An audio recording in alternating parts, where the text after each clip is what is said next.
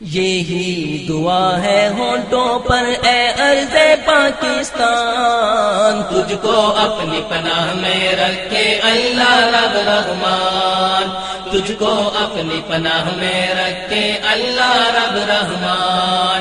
यही दुआ है होंठों पर ए अर्ज़े पाकिस्तान, तुझको अपनी पनाह में रखे अल्लाह रब रहमान, तुझको अपनी पनाह।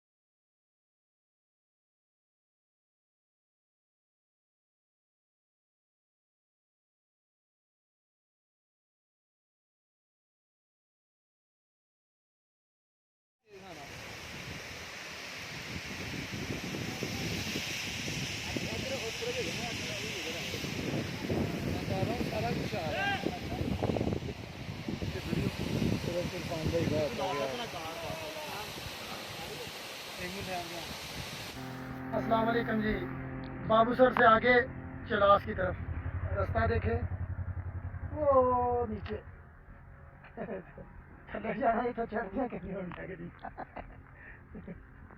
वाह यार क्या बात है। शेख साहब बाय बाय टाटा कर दियो।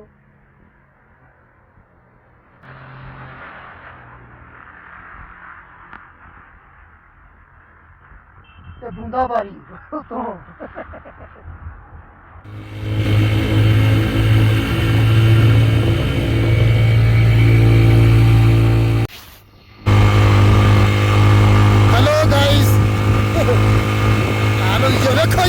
मोटरसाइकिल देखो, टूर करने तो सौखे नहीं